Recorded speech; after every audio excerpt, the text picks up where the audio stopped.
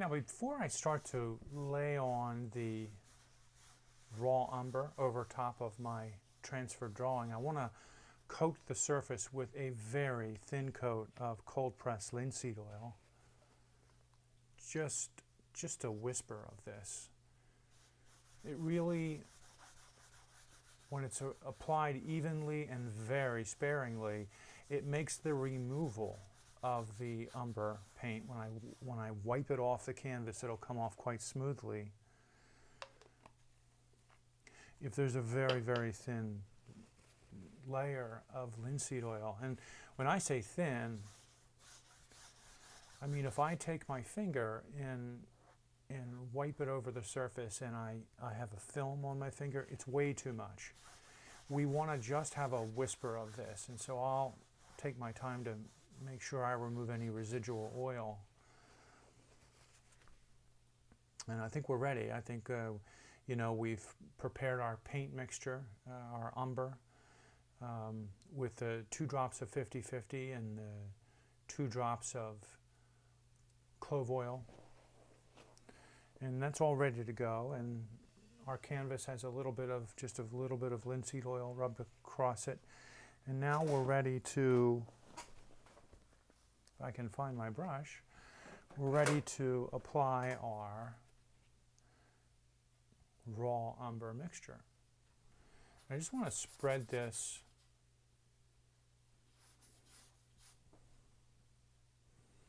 over the canvas very.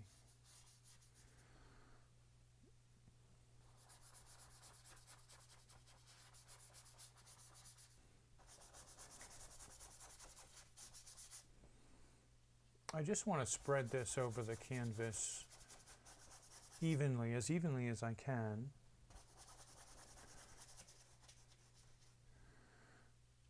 I don't want to cover it so thickly that I can't see the drawing underneath that I sprayed workable fixative on. We never want to lose that drawing. That'll hurt us. So we want to keep this is a semi-transparent layer of raw umber.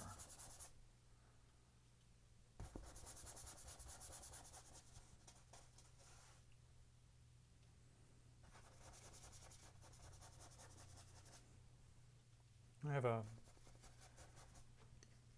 a fairly large brush. This is a size 8 brush. It's not a big canvas. It's very small. So I mean, if I were using a larger canvas for a larger painting, I might even just take that house paintbrush that I use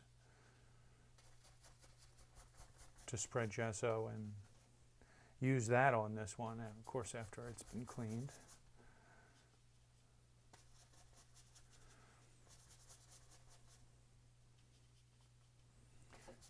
The white gesso that I coated this canvas with underneath this raw umber will serve as the high value. So in other words, when I remove the raw umber paint, what's beneath will be varying degrees of that bright white. So the highlight will be the actual underlying canvas. And the darkest that this underpainting will go will be the value of the straight raw umber paint. Maybe that's a value 2 or 3 on the Munsell scale.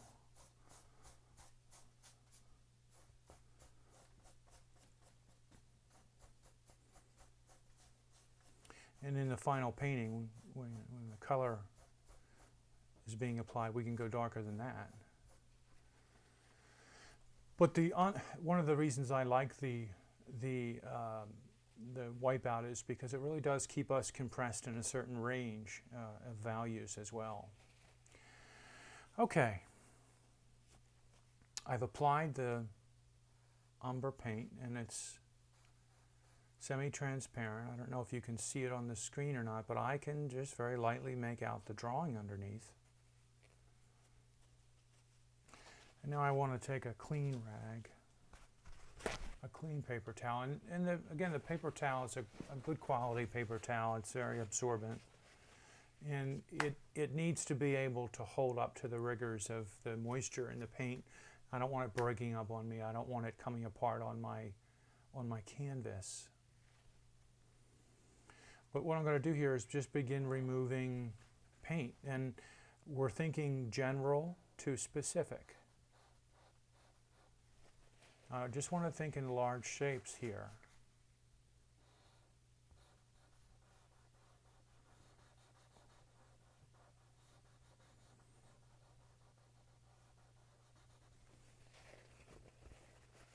This is not the time for detail.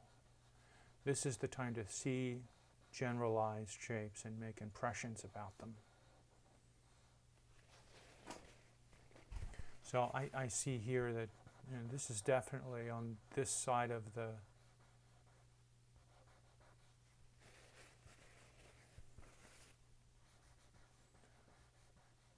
the jug is definitely the brightest side. I want to remove more raw umber from that side.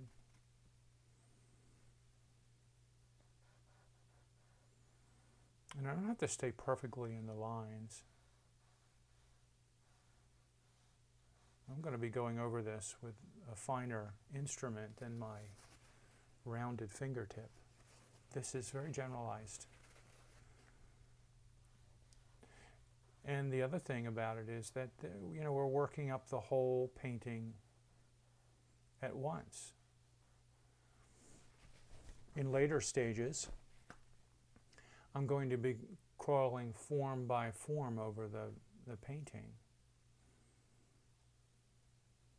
But in this stage, it's really building it up all together, which is another kind of, it's easier to keep it unified. To have a nice value scale that builds up all together. We'll keep things looking like they belong in the same still life.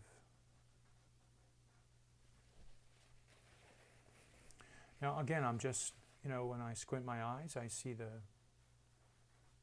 brightest parts right off the bat, and I try to stay in the lines that I've made for my drawing best I can with this, just the paper cloth and my fingertip.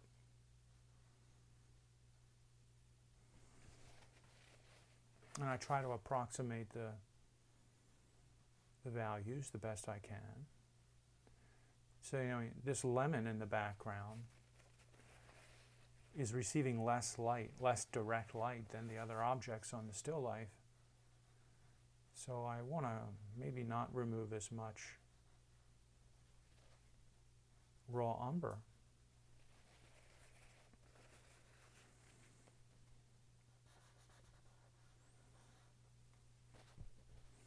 Now the top surface of the bricks that the fruit and the vase are sitting upon, closer to the left-hand side of the still life, that's the closest to the light source. It's receiving quite a bit of light, so I want to remove a good chunk of raw umber from that.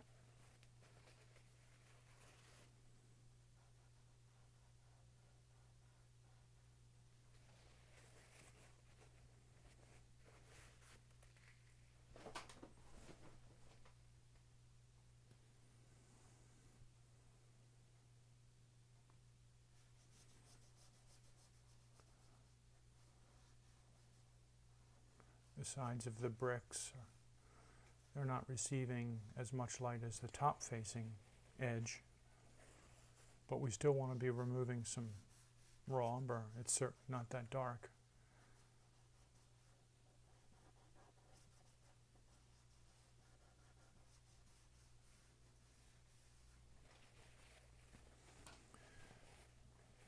And I don't think on a still life like this you want to be too afraid of inking in the drawing underneath. I think that when you get into a portrait, maybe not so much. On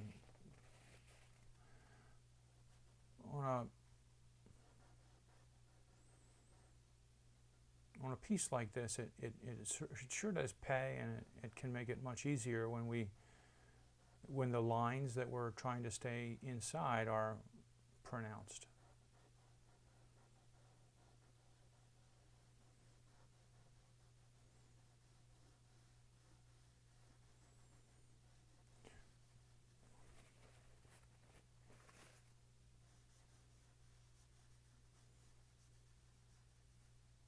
But I can still see the drawing well enough to work on this.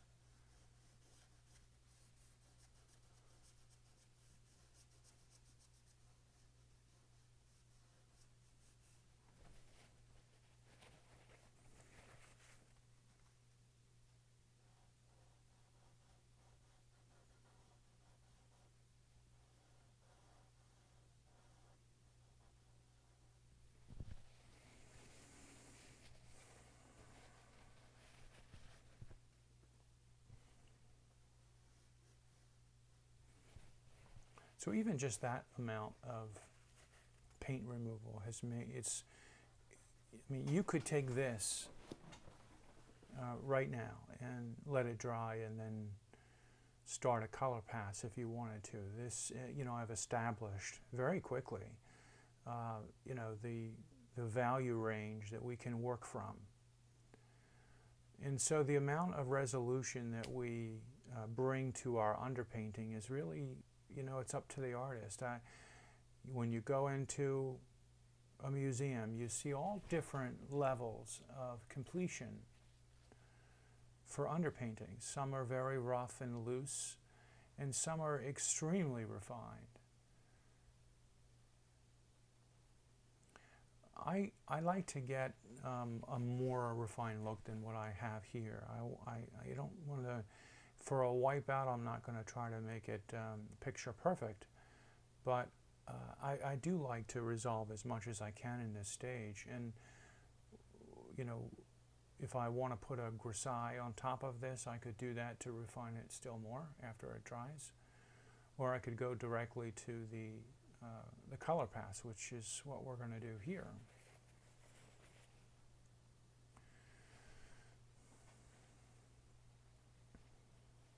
Before I think about, and I want to refine this more, so before I think about anything else,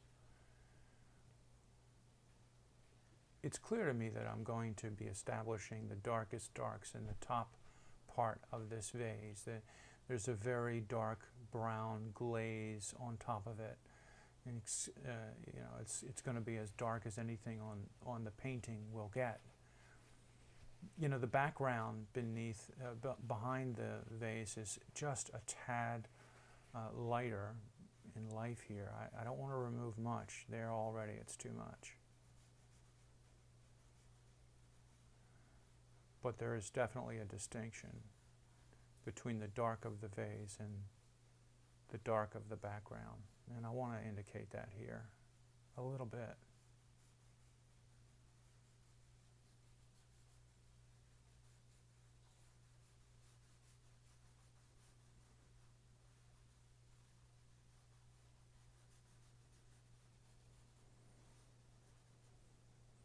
Sometimes by rubbing around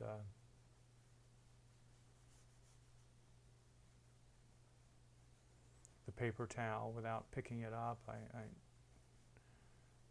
if I take too much paint off an area, I can just rub around until I get it back. This is kind of a neat way to build up an underpainting.